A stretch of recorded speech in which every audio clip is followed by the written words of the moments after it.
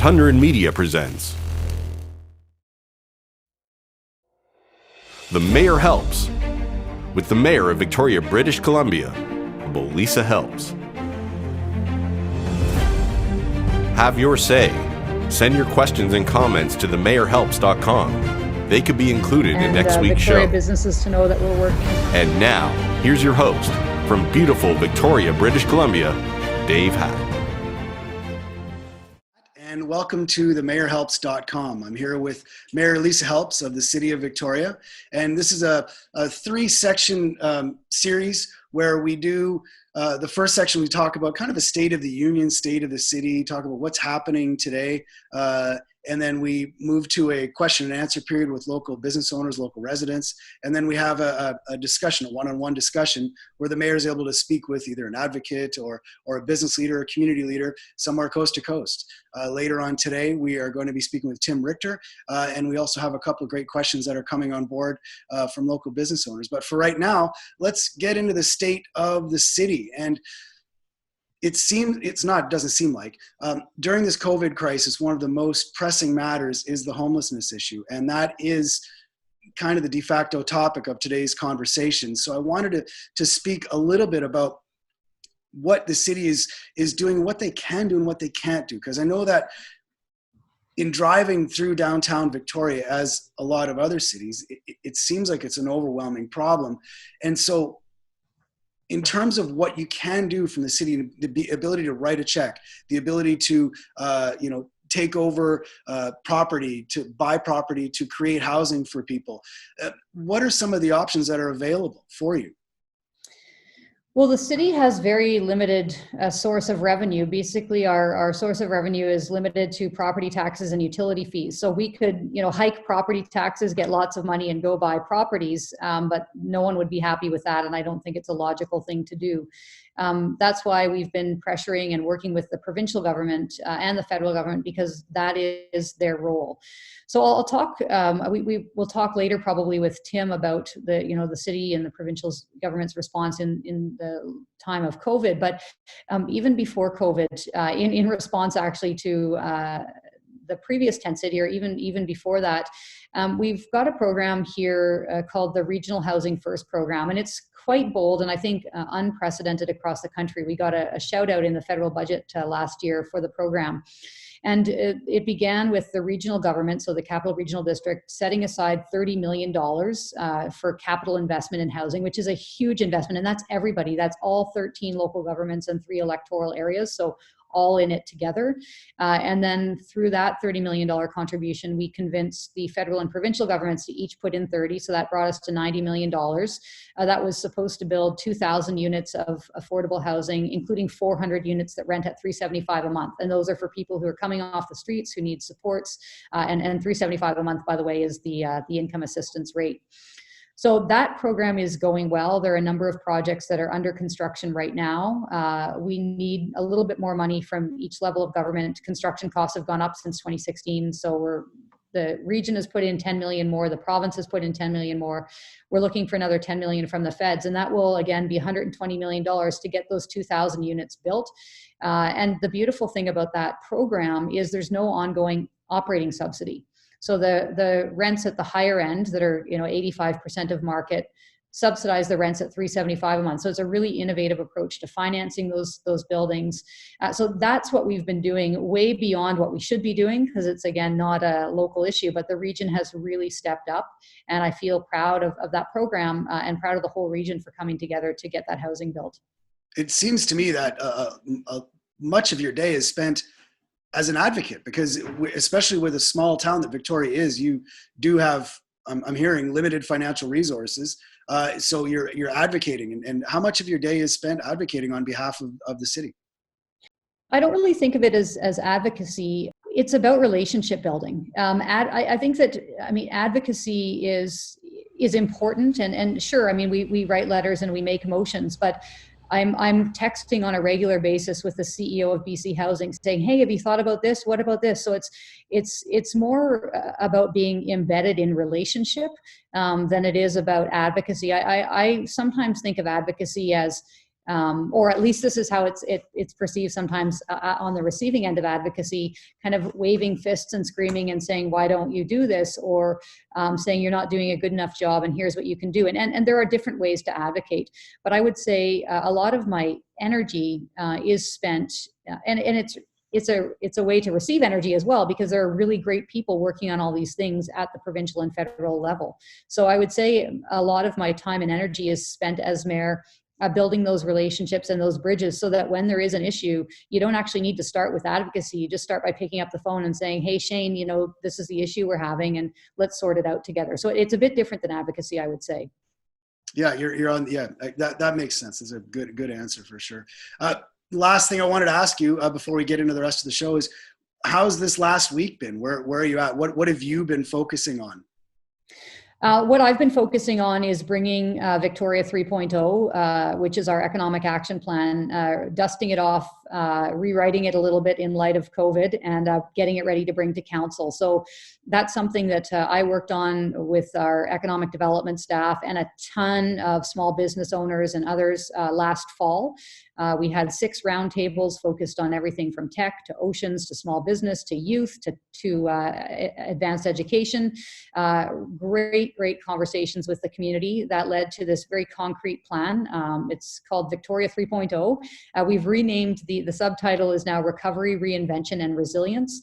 And it's meant to accompany the city's official community plan, which is our land use plan, out to 2041. So in this last week, I've been receiving input from businesses, from business owners, from the Chamber and DVBA, essentially rewriting the plan in light of COVID, and it'll be coming. We've got to get feedback to the graphic design team by noon today with our second round of edits. It'll be published on Friday and going to council next Thursday. So that's really been the focus, looking towards recovery, and particularly how do we make our downtown and our small businesses feel as supported as possible when things start to loosen up. Have your say. Send your questions and comments to themayorhelps.com. They could be included in next week's show. Welcome to the question and answer portion, and we have Ken Mays, as owner of Quantum Yoga here in Victoria. And Ken, do you have a question for Mayor Helps? Yeah, I think my major question is, I've been an entrepreneur for years locally, of course, and Dave and I have chatted over the years, and we socialize with a lot of other entrepreneurs, and we heard last week some of the details regarding the federal program to assist landlords and tenants, commercial landlords and tenants, of course. Even though it's a federal matter, I'm wondering if on the local scene, at the municipal level, is there anything that you could do to maybe move that program along? For example, I think that program is a good first step. I think most commercial tenants would welcome it, but there are some holes and some barriers in it. One of the holes and barriers, of course, is that it's got to be initiated by the landlord, and there'll be several reasons why a landlord might not initiate an application. As well, a landlord can opt in or opt out. So those challenges oftentimes make for a difficult concession from the landlord's point of view. So the tenant may or may not be able to take advantage of that program. Is there anything in terms of being able to initiate a conversation either with the federal government to say, hey, let's try to repair some of these holes, let's try to take another look at that? Or is there any sort of thing on a local level that you could do to encourage landlords to opt into that particular program? So thanks for the question, Ken. I feel like you went into my Dropbox and you read a report that I'm working on. Oh, yeah. Yeah, to take to council. Is it Wednesday? Yeah, tomorrow. So interesting point. So Councillor Jeremy Loveday and I are working on a report. After I'm finished with Dave this morning, I'm going to finalize it and send it into Legislative Services to do exactly that. So it calls on the federal government to provide, first of all, a little bit more clarity about the details of the program, because some details aren't clear. And then secondly, it acknowledges exactly as you said, that it is at the discretion of the landlord. And is there anything the federal government can do to make this available to more tenants through a different mechanism? So the federal government has done a good job, I think, throughout this pandemic of making announcements and then adjusting as needed. The 10% to 75% wage subsidy is a good example. So we, and I'm happy to send you a copy of the report once it's done and the letter we write to the federal government. So absolutely, it's on our radar and we're going to advocate very strongly. I've been working with the Downtown Victoria Business Association and the Chamber of Commerce, who are also strongly advocating for this. So the answer is yes. If you pop me an email after we're done here, it's just mayor at victoria.ca. Very easy to find. I'll send you the report once it goes in, and yeah, the letter that we send it off to Ottawa. Thank you very much for that. You're welcome. Yeah, great question. It's really important because we know that you guys are, you know, small business is the backbone of our community, and if there are cracks or holes, we'll do what we can to advocate to have those plugged. Thank you so much. Thanks, Ken. Have a great day. Take care. Thank you. You too, David. Thank you. So our second question today we have is from Dale Olsen. He's the owner of Outlooks for Men. And if you've ever been to Victoria, if you live in Victoria and you're a guy, you got to go to Outlooks if you want to look any good at all. And Dale also does a very cool thing annually, a man and dog fashion show where he helps facilitate the adoption of homeless dogs. Homelessness is a topic today. But Dale, what would be your question for Mayor Helps as it relates to being a small business owner in Victoria? Well, Mayor Helps says, you know, I realize we're still in the throes of the coronavirus, but I'm wondering if the city is working on any sort of plan to help downtown, because I think downtown has been the most affected by it business-wise, and it will be the most affected long-term between the loss of tourism, you know, high rents, business closures, and the assorted other problems we have downtown. And to me, the core of a downtown is, you know, beyond important, because if you lose it, it's very hard to bring it back. Yeah, no, it's a great question.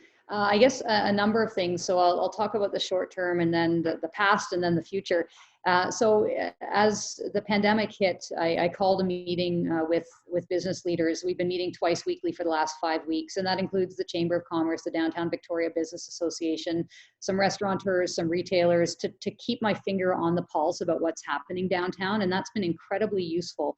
And so the first step that we're taking, we had developed a 20-year economic action plan called Victoria 3.0, and that was done last fall with involvement from a number of business owners, other stakeholders.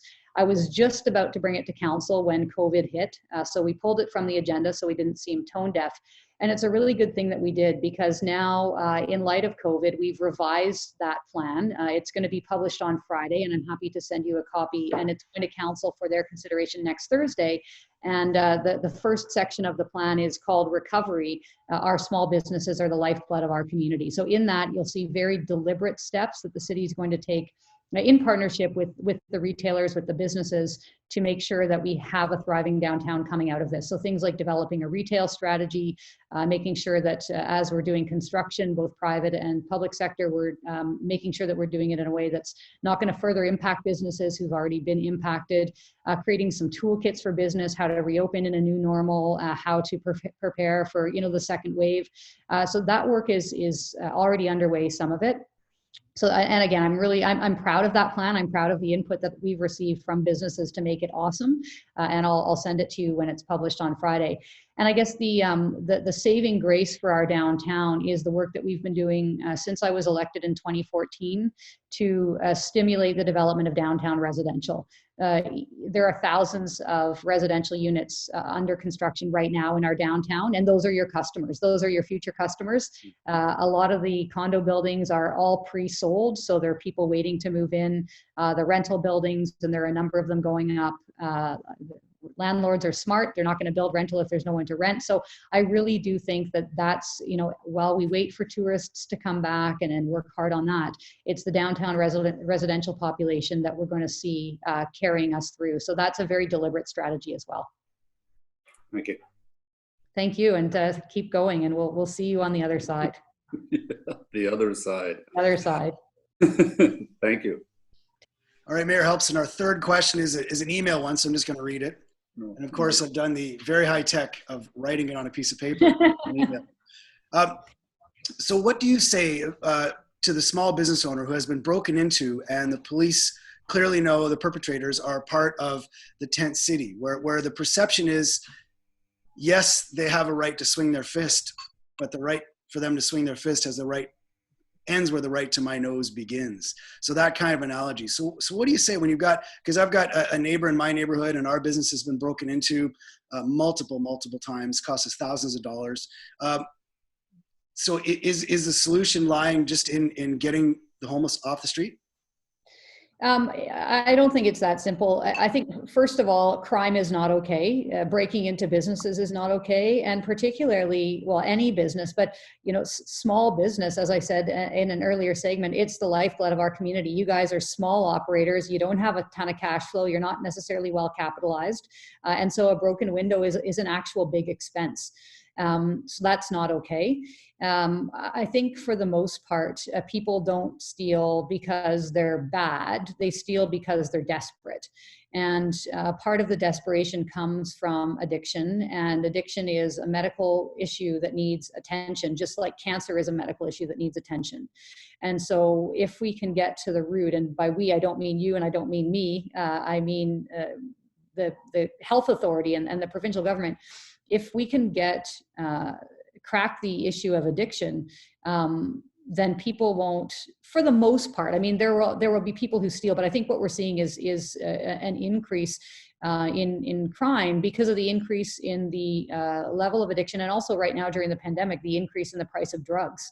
What used to cost $5 on the street now costs $20 because of supply chain issues, quite frankly, and that leads to more desperation. So it's not just as simple as arresting people and putting them in jail, because you arrest them and put them in jail. Sometimes they go, sometimes they don't, depending on how the court system works. But then they're just back out on the street. So it's not simple. It's not okay. And I think that there's still a lot of work to do. There is a bit of a glimmer of hope right now with this notion from the province of providing safer supply. Again, that requires getting people housed, getting them stabilized, and then if they can get onto a program where they're being provided a safe supply, just like we get a prescription if we had strep throat, that will over time alleviate the need for crime. But it's really complex, and every time I hear something like that's happened, I feel terrible for the small business owner who's got to call their insurance, their claims go up, or they do it out of insurance, and you have to pay out of your own pocket. It sucks. That it does. Thank you for the answer for that, and I appreciate you handling this question and answer period with local business owners. It's a real pleasure. I've got all the time in the world for our local small business community, and keep the questions coming. Thank you. Have your say. Send your questions and comments to themayorhelps.ca, and they could be included in next week's show.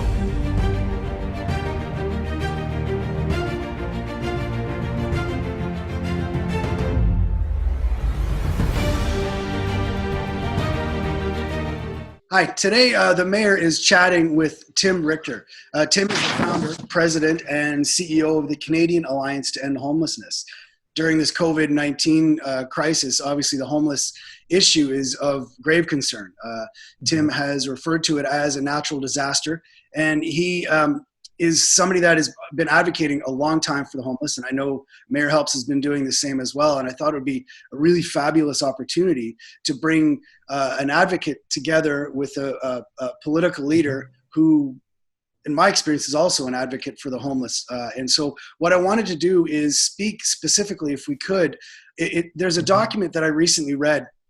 I read the executive summary, and it was a document authored by Leilani Fari. It's the UN special, she's the UN special rapporteur on the right to housing. And it talks about how Canada should be dealing with the homeless situation. And what I wanted to do is throw to Tim first. I know that I've read articles where Tim has talked about how Edmonton has done a fabulous job in dealing with the homeless. And then what I would also like to do is have Mayor Helps discuss how she's spearheaded and some of the things in Victoria to help deal with our homeless situation, because per capita, as we've discussed in the past, it's quite large. So maybe, Tim, you could start with discussing a little bit about some of the other cities in our country and how they're dealing with things. Well, I think it's important to start from, you start with a basic understanding of why we have mass homelessness in Canada like we have it today. And, it's important for us to realize that it hasn't always been with us. like modern mass homelessness, like we see it today, emerged in the late 80s and early 90s as a direct result of federal policy decisions that forced provincial policy decisions that created modern mass homelessness in our cities. I'm speaking to you from Calgary, and we, in 1992, Calgary did a point in time count, one of the first in the country, found 400 people on that one day that were homeless. And then fast forward to 2008, that number was over 4,000. And, what you see first and foremost, and I think it's really important to recognize that modern mass homelessness in Canada is a policy choice. It is a choice made by senior governments that's been downloaded on cities. And cities like Victoria, Mayor Helps have done a really good job of trying to respond to it. But like all natural disasters, or I think of it as an unnatural disaster, it actually requires all levels of government to work together in much the same way that Victoria or any city would respond to a natural disaster with, their emergency management system. It's the same basic process. And one of the things that I think is particularly striking about Victoria's response is just how effective Mayor Helps and Victoria have been in bringing the other levels of government to the table to support the efforts on the ground in Victoria. And I think that's a real model for the rest of the country. There you go. That sounds good to me. As somebody, I'm a small business owner in Victoria, and we do, and I have spoken with other small business owners, and I'm going to get into that layer with Mayor Helps, but maybe at this point, Mayor, you could discuss some of the specifics that policies you've engaged in. Sure. Well, I just want to build on something that Tim said, going back to mass homelessness as a policy choice. And just to give a little bit of the numbers around this in terms of federal investment in housing. So in 1994, the federal government spent $113 per capita on affordable housing, $113 per capita. By 2014, the federal government was spending $58 per capita on affordable housing at the same time as Canada's population increased by 30%. So that is why there's mass homelessness. It was a massive stepping back of federal and therefore, as Tim said, provincial spending on homelessness. It's not, or on housing rather. If you spend money on housing, people won't be homeless. I am optimistic with the new federal government. They have a national housing strategy. There's billions of dollars. I think it needs to start flowing soon. That's the reason there's homelessness in Victoria and Calgary and every other city in the country. It's because not enough money has been spent on affordable housing. In terms of what we've been doing here in Victoria, I think I'll speak specifically on COVID. We might want to have a conversation on another show about the city's region's regional housing first program and the massive investment that we're making as a region along with the federal and provincial governments in housing. But here we found people shut out of shelters because of social distancing and with nowhere to go. They went to where the familiar place is, Pandora Ave, right in front of the Our Place shelter. That quickly became way too crowded. So the chief medical health officer, Dr. Stanwyck, recommended opening a second outdoor space as a temporary measure. We did that at Topaz Park. And it was, I think we discussed this maybe last week, it was heartwarming to see our city workers laying out tents, putting out cots in a very thoughtful way. But again, outdoor sheltering in a health pandemic is the absolute worst case scenario. So I think our efforts over the past 5 weeks got the province's attention, and now they've thankfully stepped up and are really taking a leadership role to get at least 360 people living in those two encampments inside in the next couple of weeks. It's interesting. Sorry if I mind jumping in there. I think you make a really important point about the federal investment, and ending homelessness in Canada would require something akin to a cup of coffee per Canadian per year in additional investment, per Canadian per month in additional investment, really, to get the money in place to end homelessness in the country. It's really about a choice. It's also about income, right? So housing is a piece of it, but the feds in the 90s cut the social transfers, which also meant cuts to income. And so we can't lose sight of the income piece of the equation too. And that's where I think things like a guaranteed minimum income, federally administered, come in as an important option. The other thing is, about the response in tents, and I think I saw some news that the city is working with BC Housing and is looking at moving people out of the tents and into shelters, and hopefully moving them rapidly into housing. I think that's really important.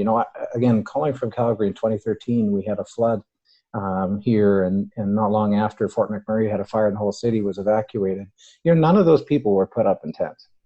None of those people were put up. We wouldn't do this for anybody else, right? And it's I think there have to be better options. Ultimately, though, it comes down to moving people, being intentional about moving people into housing as rapidly as possible. There is nobody homeless in Calgary as a result of the flood in 2013, and there's nobody homeless in Fort McMurray as a result of the fire there a few years ago, except those people that were homeless before, right? So I think the new focus, or we have to, not new focus, but I think we have to renew our focus and our urgency on moving people into housing. Housing is the best protection from COVID-19. Even before this pandemic, we were struggling with a housing crisis, which then was layered on top of the opioid crisis. Now we've got a pandemic at top of those other two, and it's just a lethal mix that we've got to be intentional and urgent about solving.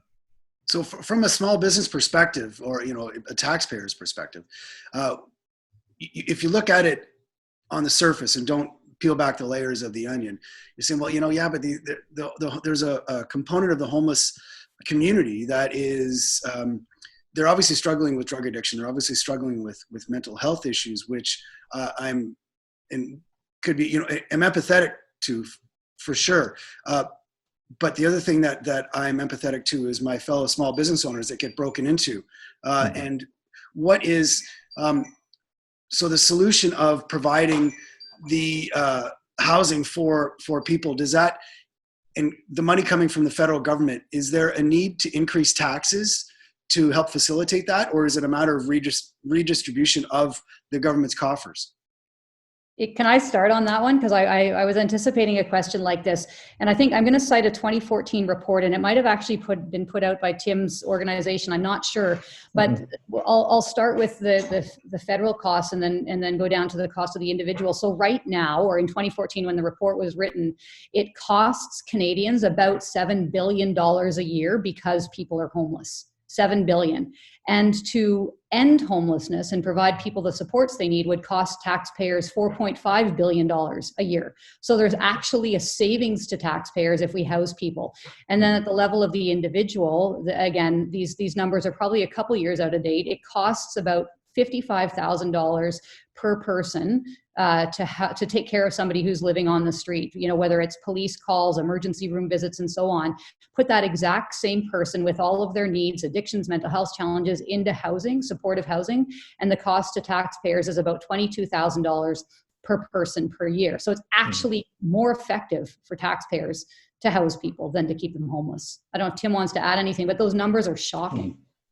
Well, and you're exactly right. And it's far cheaper to fix this problem than it is to ignore. And I'd like to make a point just about, addiction and mental illness. I think we tend to individualize homelessness and pathologize it and sort of make it the fault of the individual.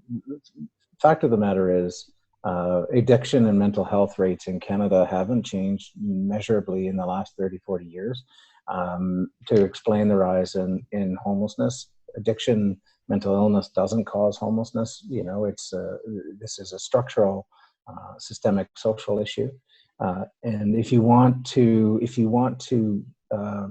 prevent the interruptions, disturbances to business, then we need to solve it, right? Ultimately, anything else is just kicking the can down the road and adding to the expense, adding to the taxpayer cost of homelessness. So, as Mayor Help says, the best way to deal with this is to solve it. That's I think that's probably a great point to end on today. I mean, because I see it. I lived in Toronto for years, and I did live in Edmonton, and I worked downtown Edmonton in the 90s. And I mean, I can't imagine a worse fate than being homeless when it's minus 30, and you just got nowhere to go. I mean, it was at that point where people were turning to drinking Lysol because that was the only thing that was keeping them, sane, I guess. So, but anyway, thank you, Tim. I appreciate your time. Is there anything else, Mayor Helps, you'd like to add? Yeah, just thanks to you for inviting Tim, and Tim, thanks for all the great work your organization is doing nationally and for keeping this at the on the radar of all of those whose radar it needs to be on. And I love that you said, I wrote it down, far cheaper to fix the problem than to ignore it. So thanks for that wisdom. Thank you, and thank you again for your leadership among mayors in the country. It's important that mayors are leading the charge on ending homelessness in Canada. And I think the one point I'd leave you with is just to say, homelessness is a solvable problem. We're seeing it in communities across the country that are achieving real, verifiable reductions. We have, I think, a federal government that seems open, but this pandemic is kind of laying bare the problem, and people are talking about going back to normal, and we can't go back to normal because normal was no good for people experiencing homelessness. We got to build that new normal where we have a recovery for that. That's good for all. Thank you, Tim. I appreciate it. Take care. You too. Thank you, guys. Thanks for joining the Mayor Helps on Tundra Media. If you enjoyed the show, please like, share, and subscribe. And visit themayorhelps.com to submit your questions to the show.